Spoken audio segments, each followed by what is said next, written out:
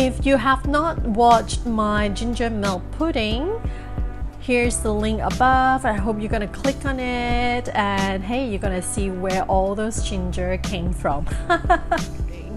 Anyway, I really hope that you're gonna enjoy this video because I really enjoyed cooking this. If you're here for the first time, please click the subscribe button below and give me a thumbs up or 2 thumbs up.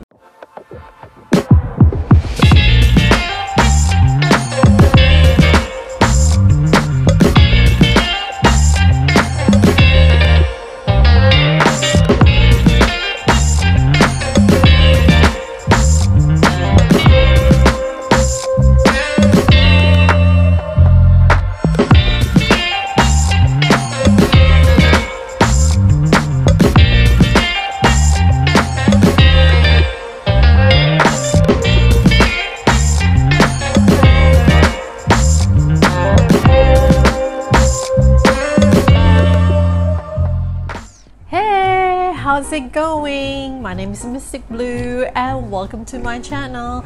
Thanks for tuning in and it's good to see you again. Well, it's on the same day, and you know what?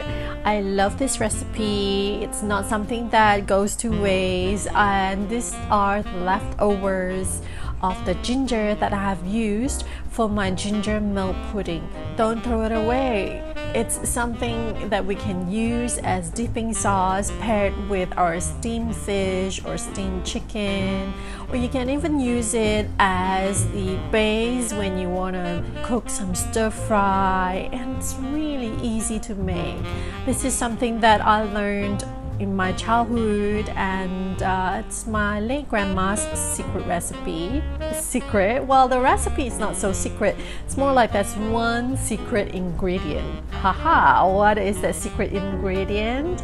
Well, you gotta keep watching to find out, and I really hope that you're gonna try this at home, and if you're not, that's fine, because not everybody likes ginger, I understand that, but I particularly love the taste of this ginger dip. It's so good, brings out the flavor of the steamed dishes, and also if your fish has a slightly fishy taste to it, you know what, it's just gonna cut everything off. Anyway, I hope you're gonna enjoy this, and I will see you in my next vlog. Cheers!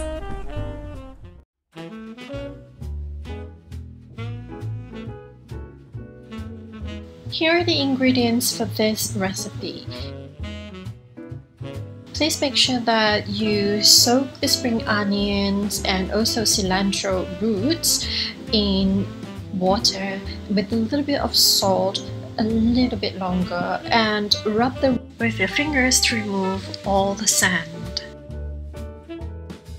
And it's very important that you keep the roots for the spring onions as well, because we're gonna use them to cook. It brings out more flavor because this is in the onion family. I can tell you it adds really awesome flavor and enhances the entire dipping sauce. Please make sure you do not wash the ginger, spring onions and cilantro roots after you have chopped them up. So wash and air dry prior to this. Anyway, for the ginger, please make sure that you have them pounded either with a mortar and pestle like I did, or you can use any other methods. To start, we're going to pound the ginger in a mortar and pestle until it becomes finer, and once the texture is finer, you can stop there. But if you don't have a mortar and pestle, once again, you can always use a food processor to get this sorted out. And if you've not watched my ginger milk pudding, I hope you're gonna search for it and watch it. I'm gonna put the link of the dessert here. And next, off to the spring onions. Now what we're gonna do is make sure that we're gonna chop off, say about like 1.5 to 2 inches off the roots and its head, as you can see. And then after that, we're gonna chop the spring onion stalk into tinier pieces. And once it's ready, we leave it aside.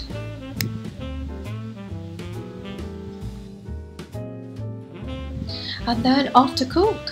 What I'm gonna do is I'm gonna add a little bit of salt, just a little pinch of Himalayan salt into the oil, which is heated up, and stir it a little bit. And once the oil is hot, we're gonna start putting in the ginger.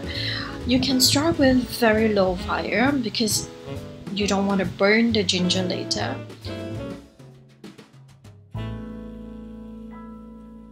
Anyway, once the oil is hot, I put in the spring onions and also the cilantro roots, and then stir a little bit, fry it, and once it's fragrant, we're gonna add in the ginger. As you can see, I'm using a whole lot of ginger there. I add them all at once and I stir them. You can see that once you keep stirring it, the ginger eats up most of the oil. How much oil to put in? Well, you can put in 3 tablespoons of oil to start with, and then gradually keep adding the oil. You can see there's no more oil, and the oil has completely been soaked up by the ginger and the spring onion because it eats up oil.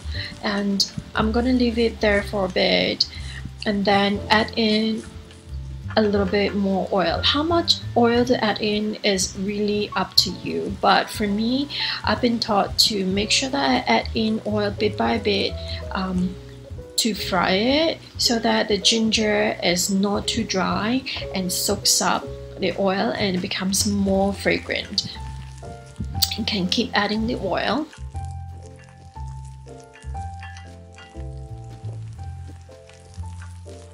And then once the ginger is fragrant and changes to a darker color, I add in the chicken stock and let it boil and simmer in very low heat. And I keep stirring it. Yes, there's a layer of oil there, yes, but to keep this is a dipping sauce which you can keep for about a month, and to keep it you do need a little bit of oil in there. And I add in just a tablespoon, and I add in just a teaspoon of oyster sauce because the chicken stock already has salt in there, so it's really up to you how much oyster sauce you're gonna add. I'm gonna simmer and cook it until the color turns darker, and once the shade is darker, you know that it's almost ready. And I stir in all the spring onions, turn off the heat and leave it there for a while, say about like 10-15 seconds, just to make sure that everything is mixed well together. And once it's already cool, I add them into a jar. You can use this dipping sauce with your steamed chicken, steamed fish, or as a base when you stir fry. It is really handy. You can keep it outside, but for me, I keep it in the fridge.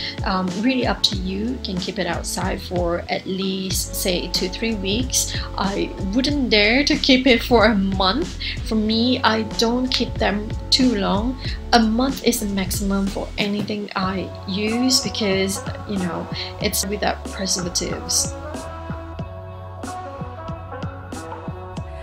Well, this dish is great, especially if you're feeling cold or you're getting chills. Ginger keeps you warm, or if your tummy isn't feeling so great, this is awesome. An easy remedy to warm your tummy and also makes you feel so much better. It's great for digestion as well. Anyway, I will see you in my next vlog. Cheers!